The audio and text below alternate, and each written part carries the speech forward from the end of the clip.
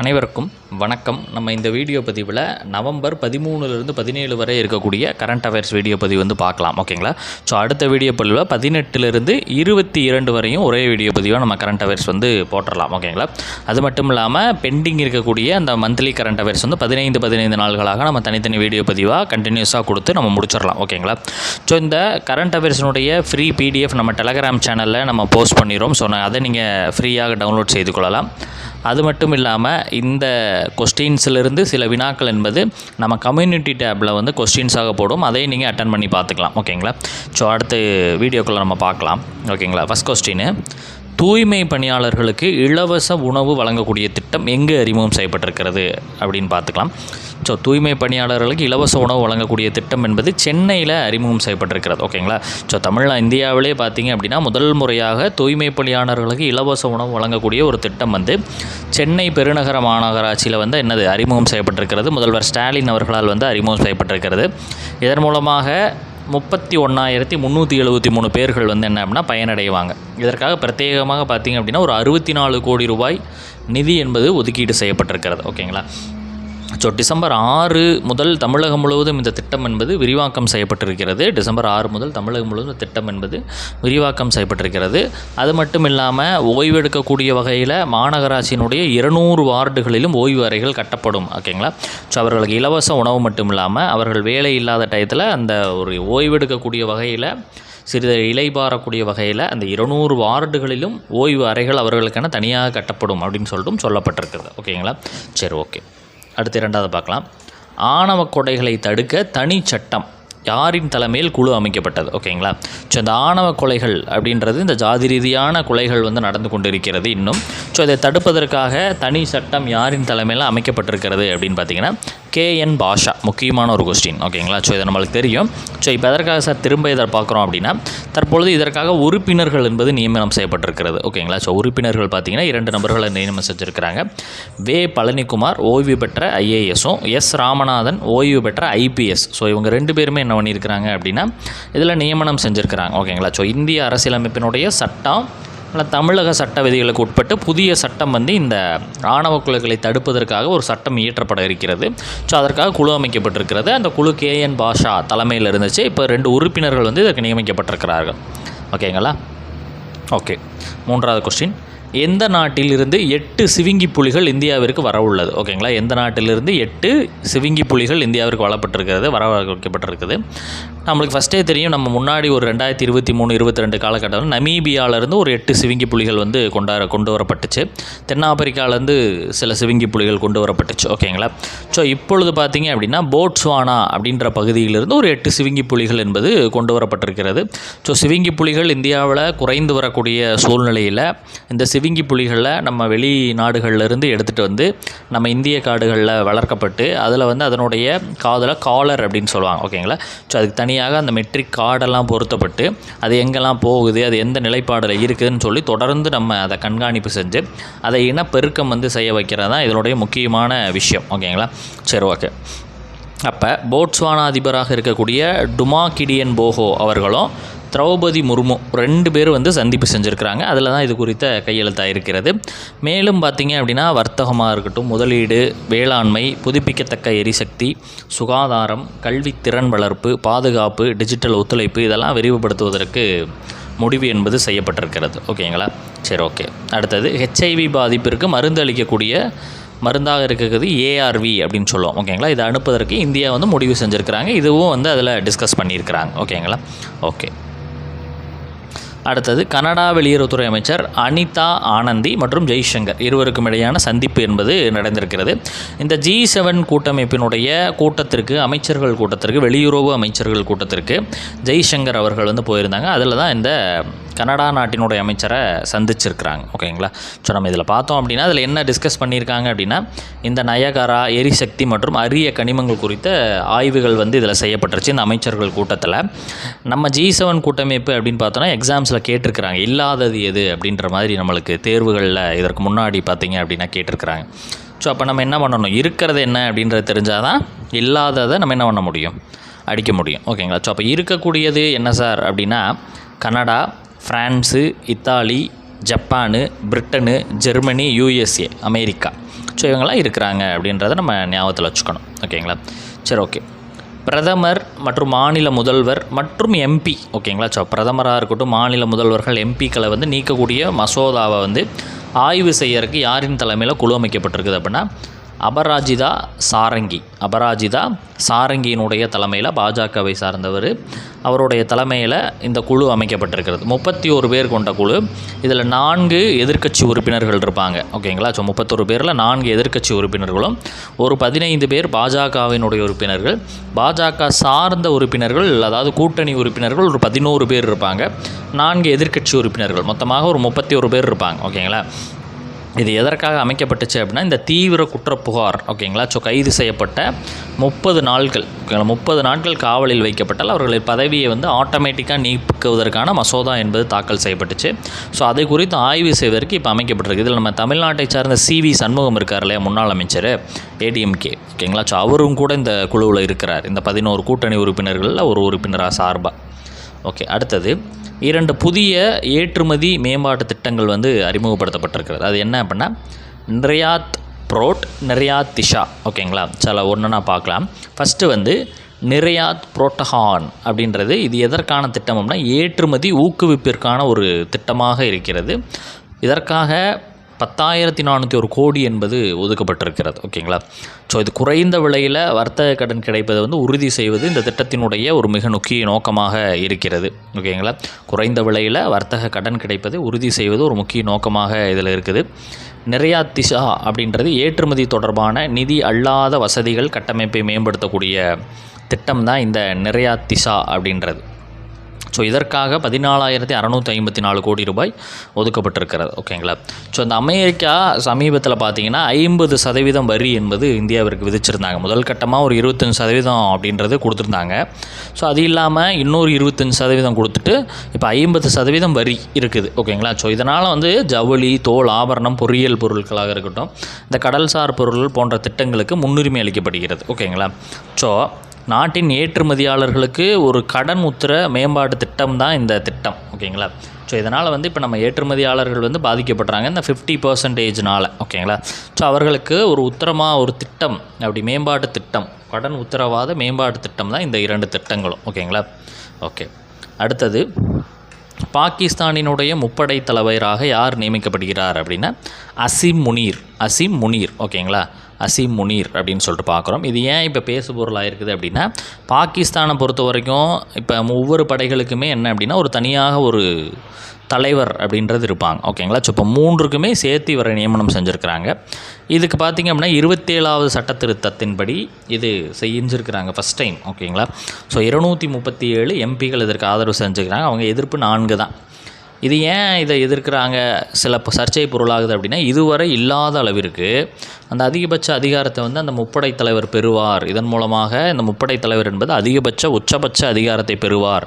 இதனால் என்னாகும் அப்படின்னா பெயரளவுக்கு மட்டும்தான் ஜனநாயகம் இருக்கும், மற்றதெல்லாம் வந்து டேமேஜ் ஆகும் அப்படின்றதற்காக இது எதிர்ப்புகள் கிளம்பி கொண்டிருக்கிறது.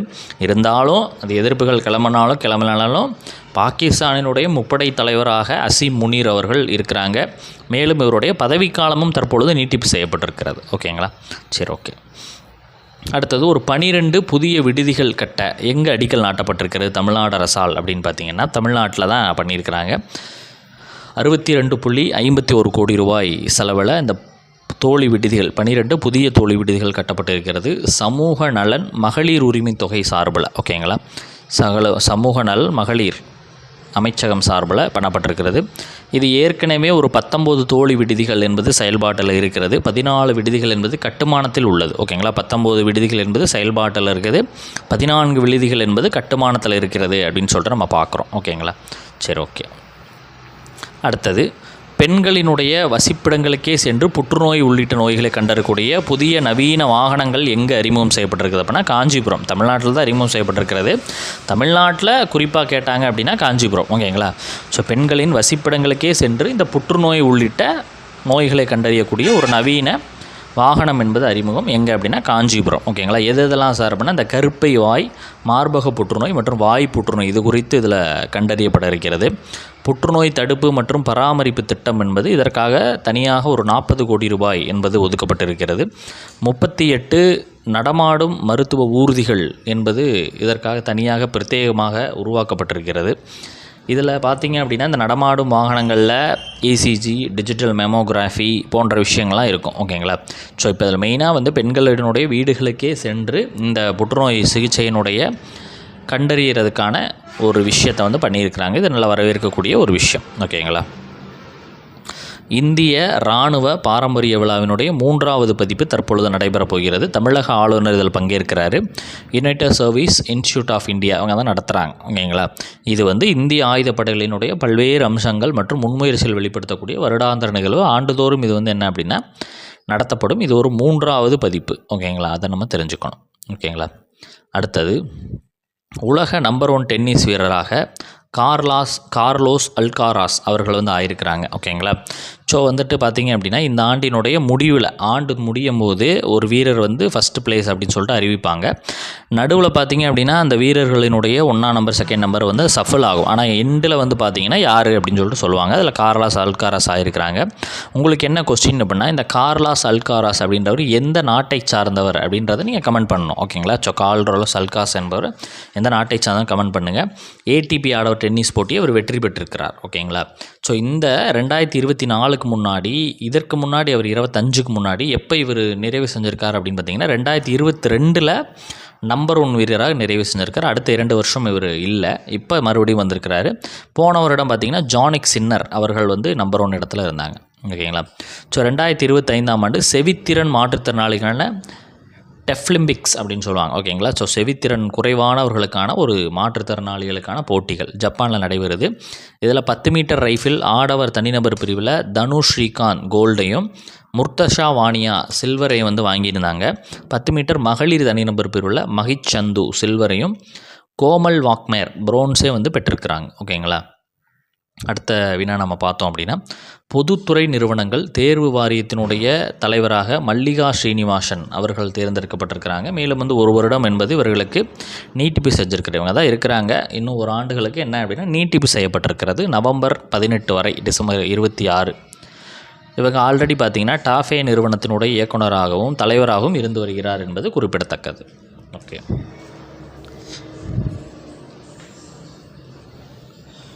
மலையாள மனோரமா ஊடக நிறுவனம் 2024 நியூஸ் மேக்கர் விருது. மலையாள மனோரமா ஊடக நிறுவனம் 2024 நியூஸ் மேக்கர் விருது என்பது சுரேஷ் கோபி மலையாள நடிகர் சுரேஷ் கோபிக்கு வழங்கப்பட்டிருக்கிறது. இந்த சுரேஷ் கோபி அவர்கள் பார்த்தோம் அப்படின்னா ஒரு நடிகர், முன்னணி நடிகர். ஓகேங்களா. இவர் ஒன்றிய பெட்ரோலியத்துறையினுடைய இணையமைச்சராக செயல்பட்டு வருகிறார். CP ராதாகிருஷ்ணன் துணை குடியரசுத் தலைவர் அவர்கள் இதில் கலந்து கொண்டார்.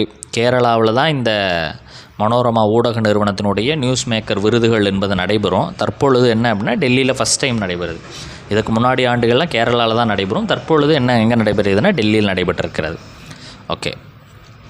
யுனிசெஃப் இந்தியாவினுடைய பிரிவினுடைய தூதராக இந்தியா பிரிவின் யுனிசெஃப் பிரிவின் தூதராக கீர்த்தி சுரேஷ் நடிகை வந்து நியமிக்கப்பட்டிருக்கிறார். குழந்தைகள் உரிமைகளுக்கான ஒரு ஐநா அமைப்பு தான் இந்த யுனிசெஃப் அப்படின்னு சொல்லுவோம். அவர்களினுடைய மனோ ஆரோக்கியம், கல்வி மற்றும் பாலின சமத்துவத்தை வந்து எக்ஸ்டாப்ளிஷ் பண்ணுறதுக்காக இவர்கள் நியமிக்கப்பட்டிருக்கிறார்கள். ஓகேங்களா.